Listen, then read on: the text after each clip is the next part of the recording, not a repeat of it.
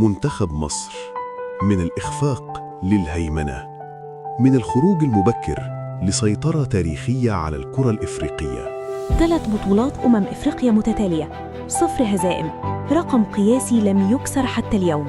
مش جيل صدفة ولا حظ، دي مدرسة تدريب، دي شخصية قيادية، دي أعظم فترة في تاريخ الكرة المصرية. الاسم اللي خلى إفريقيا كلها تحفظه عن ظهر قلب. حسن شحاتة، المعلم، أسطورة التدريب المصري والإفريقي. في تاريخ الكرة المصرية في أسماء كتير اتلمعت، لكن في اسم لما يتقال الناس تسكت احترام. لأننا هنا مش بنتكلم عن مدرب عادي، إحنا بنتكلم عن أعظم فترة عاشها المنتخب المصري في تاريخه. حسن محمد شحاتة اتولد سنة 1947 في حي عابدين، قلب القاهرة. الشارع كان أول ملعب، والحارات الشعبية علمته الانضباط والصبر والشخصية القوية. ومن الشارع بدأ الحلم. بدأ مع الترسانة، وبعدها راح الزمالك وقعد فيه أكتر من 10 سنين. ما كانش نجم الشباك، لكن كان لاعب وسط دفاعي عنيد، بيعرف يقرأ اللعب ودايما موجود وقت الجد. ولعب للمنتخب المصري وشارك في تصفيات كأس العالم 1970، لكن حكاية المجد الحقيقي لسه ما بدأتش.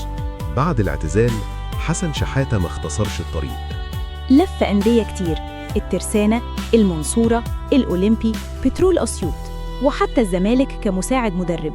واشتغل مع منتخبات الشباب والأولمبي. وفي ظل ده منتخب مصر فارج إفريقيا 2004 وضغط جماهيري رهيب. وفي اللحظة دي جاله التليفون: انت مدير فني منتخب مصر.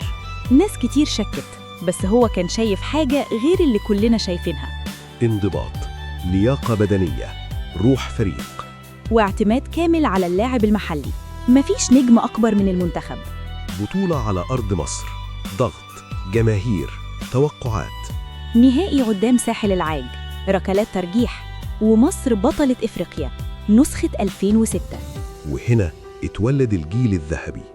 في غانا سنة 2008 منتخب مصر يكسب كل مبارياته. نهائي قدام الكاميرون، هدف قاتل، وبطولة تانية ورا بعض. أول مدرب مصري يعملها. أنجولا سنة 2010، سيطرة كاملة، 15 هدف، هدفين بس في الشباك، وسحق الجزائر 4-0. 3 بطولات متتالية، إنجاز مستحيل يتعمل. الأرقام تتكلم: 84 مباراة، 54 فوز، ولا هزيمة واحدة في إفريقيا. أرقام مش بتتكرر. قالوا ما وصلش لكأس العالم، وقالوا بيعتمد على نفس اللاعبين، بس ما حدش يقدر ينكر حاجة واحدة: إنه يرجع هيبة منتخب مصر. أفضل مدرب في إفريقيا 3 مرات، وسام الرياضة، واسم محفور في تاريخ القارة. حسن شحاتة مش مجرد مدرب، ده فصل كامل في تاريخ مصر. الراجل اللي خلى إفريقيا كلها تقول مصر هنا. اكتشف أسرار مصر من قلب التاريخ إلى أعظم الأبطال.